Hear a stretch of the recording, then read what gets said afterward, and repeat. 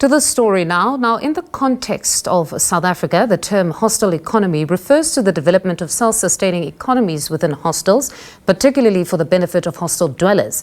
This concept aims to improve the living conditions, access to opportunities, and overall well-being of those living in hostels, many of which were built during apartheid to house migrant workers. The Hostel Economy Initiative, endorsed by the Gauteng provincial government, seeks to integrate these communities with broader provincial development plans and provide support for their needs, such as improved housing, skills development, and access to state services. However, challenges remain. To discuss the issue further, we're now joined by Prince Africa Zulu. Good evening, Prince. Thank you very much for joining us on the program. Thank you for having me. No, it's a pleasure to have you with us. Now, you have developed a model or concept for hostel economies, and you presented this to, among others, Premier Panyaza Lesufi. But before we get to your concept, let's start with just your understanding or unpacking for us what exactly we're talking about when we talk about the hostel economy. Okay. What we talk about when we talk about hostel economy, we're talking about efforts of inclusion. We know that our people in the hostel are not part of the mainstream economy. This is due to various skills shortages in the hostels. So we've been embarking on a plan to do a skill audit to find out exactly what kind of skills are needed urgently in the hostel. So we come up with a plan to say, let us try to address those shortages so that if the people get skilled, then they are able to participate like any South African and enjoy the benefit that this strong South African economy has to offer.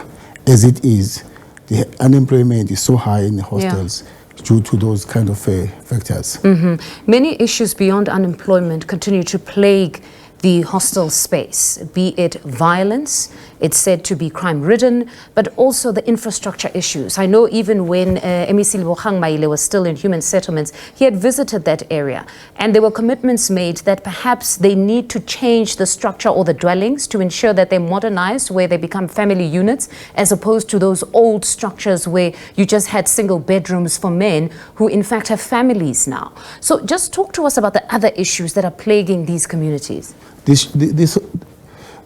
current crisis, the current problems in the hostel greatly contribute to social ills as a result of frustrations from our people.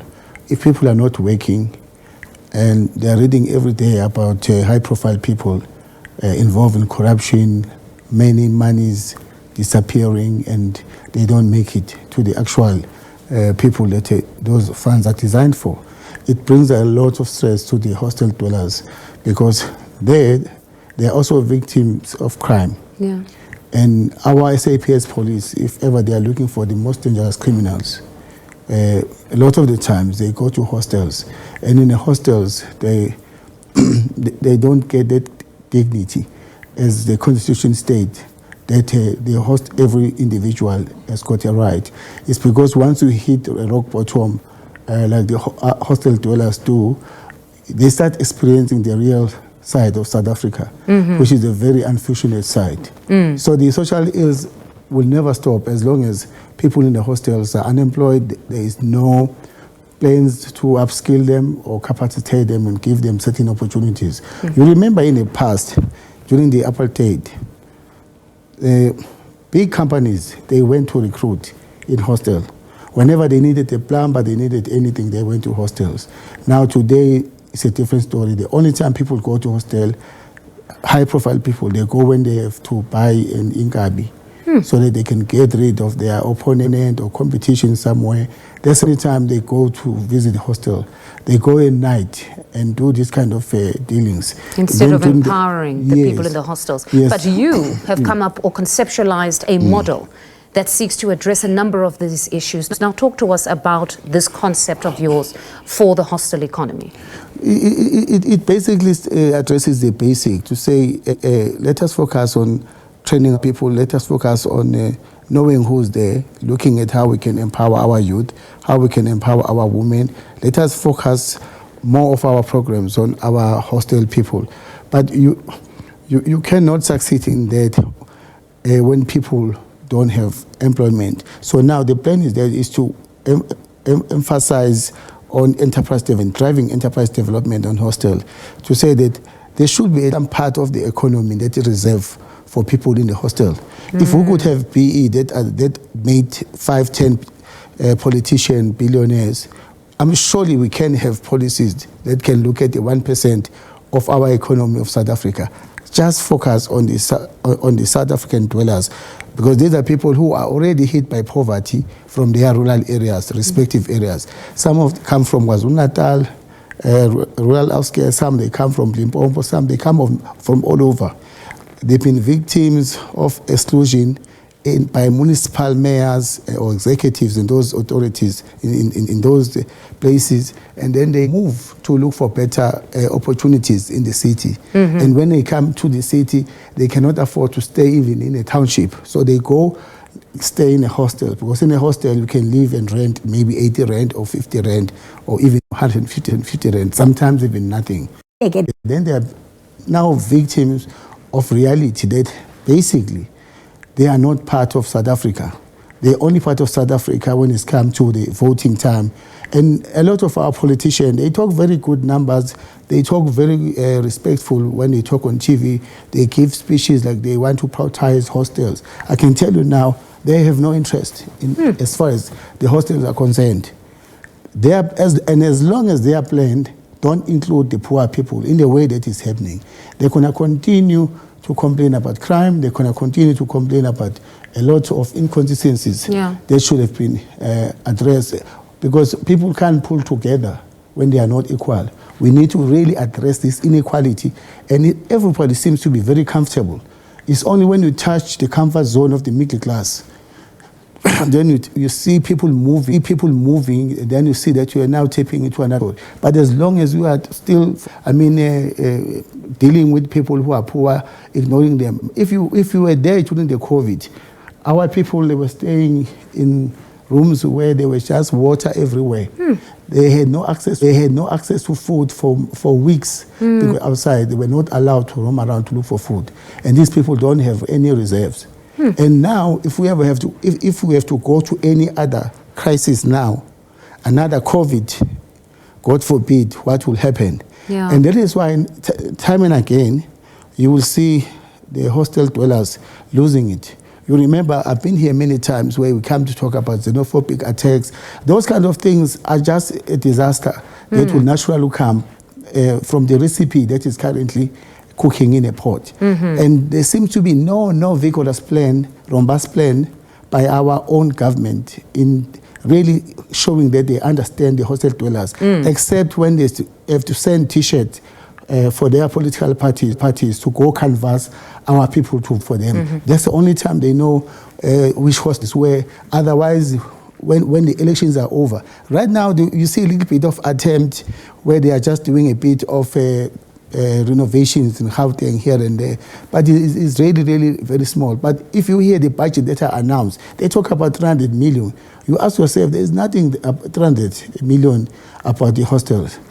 People are living in chaotic, what you call storages. Kids are playing with storage, things that will never... pollution facilities. And but then it seems your plan, according to reports, is getting the buy-in, so we of the Premier and others. But let's start with the first step. We understand that there should be a summit of Izinduna. How will that work out?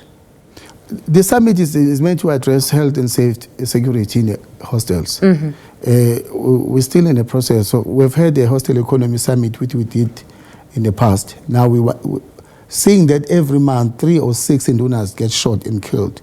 We have said, let us look into how we can focus in putting our heads together so that we can speak with one voice, because the hostel in KwaZulu-Natal is hostel in Gauteng. And then also addresses the issues of health. Like I said, that kids are playing on top of storages, and it's very standard and it's normal in the hostel if you go there now. And just one of Indunu was crying, explaining to me some of the problems that they are facing in the hostels. So that is where we are. So by getting this summit going to discuss about issues that also touches on human rights in the hostels, making sure that, because the hostel people, they are protected by our constitution They are protected about our global human rights. So there is no reason why we should seeing them suffering the way they are suffering. But the summit is coming, and we're going to be taking certain resolution and taking certain direction going forward in ensuring that there is a better attention by our government.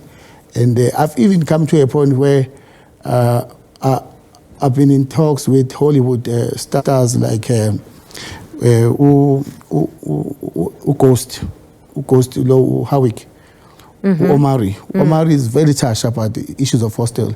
He's even wanting to mobilize resources outside South Africa so that they can come and try just to put a normality there, just to normalize the life of the citizens of hostels. So that Now, the city today tabled the at least 90 billion rand budget for 2025-26.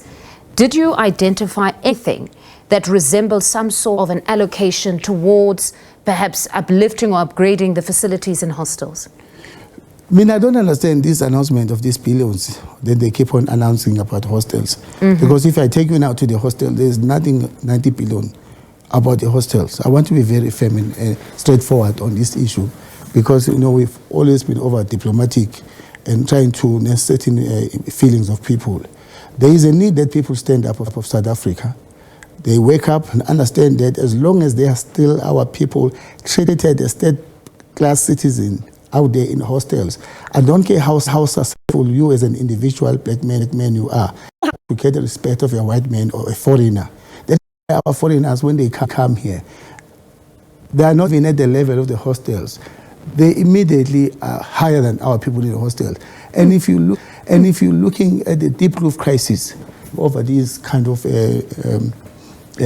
development, that they are not. There's shortage of water and deep roof, problem of out of control, but it's a problem that is facing every hostel dweller. And people say, you know what, it's normal.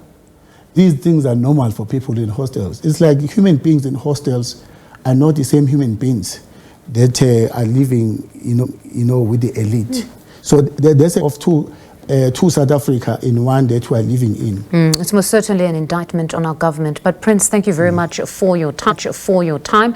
That is Prince Africa Zulu there on the situation or the conditions that hostels continue to live under.